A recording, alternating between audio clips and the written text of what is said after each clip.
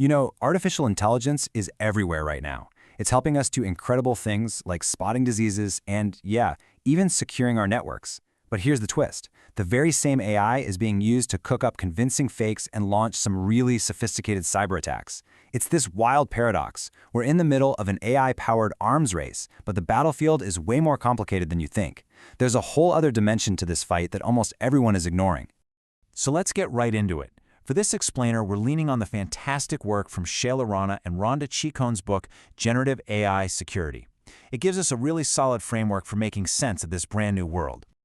And this really gets to the heart of the matter. We usually talk about AI in these simple terms, the good guys versus the bad guys. But what if that's not the whole picture? What if the real question we should be asking is this: is AI a guardian, a villain, or could it actually be a victim? To figure that out, we need a new way of looking at it. And the book gives us one: the triangular framework. So forget thinking about AI as a two-sided coin. We need to see it as a three-dimensional challenge. AI is a tool for defense, it's a weapon for attack, and, this is the key part, it's also a target that can be attacked itself. Let's break down each side of that triangle. First up, let's talk about AI as the guardian. This is the side we're all pretty excited about, where AI is beefing up our digital defenses in some seriously powerful ways. And just look at this list. AI is doing so much on the defensive front. It's powering threat detection, analyzing malware, and making our security management systems, what we call SIEMs, way smarter. But there are two areas where AI is just a complete game changer. The first one is behavioral analysis. See, instead of just scanning for known viruses, AI actually learns the normal rhythm of a network, like who usually logs in, what files they access, and from where. So let's say an employee who only ever looks at financial reports during the day suddenly tries to download the entire customer list at 3 a.m. from halfway across the world. An older system might miss that, but the AI knows that's weird. It flags it instantly. And the second one is automated incident response. As soon as a threat is spotted, an AI can jump into action. It can quarantine a laptop, block a malicious IP address, or kick off a data backup, all in the blink of an eye. What's so cool about this is that it basically democratizes cybersecurity. Now, smaller companies that don't have huge security teams can get their hands on defenses that used to be only for the big corporations. But you know how it goes, every powerful tool can be turned into a weapon. And that brings us to the second corner of our triangle, AI as the villain. This is where that AI-powered arms race really kicks into high gear, because the bad guys are using the exact same tech against us.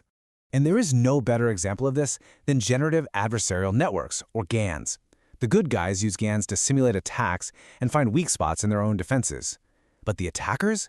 They use GANs to create scarily realistic deepfakes for scams, or to build malware that constantly rewrites its own code to avoid getting caught. It's the same technology, but with two totally different and, frankly, frightening outcomes. And believe me, the attacker's toolkit is getting bigger and badder every day. They're using AI to pump out synthetic media, run super-personalized phishing scams, and even automate hacking. But one of the most dangerous things they're doing is using AI to find brand new, undiscovered flaws in our software. And that leads us to this critical term, zero-day vulnerabilities. A zero-day is basically a security hole that hackers find before the software developers even know it exists. So there's no patch, no fix, nothing. AI is making it faster and easier to find these 0 days, giving attackers a massive head start. Okay, so we've got AI as the guardian and AI as the villain. That's the part we usually talk about. But now we get to the third and, honestly, the most overlooked side of the triangle: AI as the victim. This is the security flaw that practically everyone is ignoring. Just think about that for a second. We're so busy building these amazing AI systems to be our digital bodyguards. But what if the bodyguard itself can be hacked? Asking that one question completely changes the game for AI security. This opens the door to a whole new world of attacks. First on the list is prompt injection. Picture it like this. An attacker cleverly hides a malicious command inside what looks like a totally normal request. The AI reads the whole thing, gets confused, and ends up running the hidden command, completely ignoring its own safety rules. Now, if you've been in cybersecurity for a while, that might ring a bell.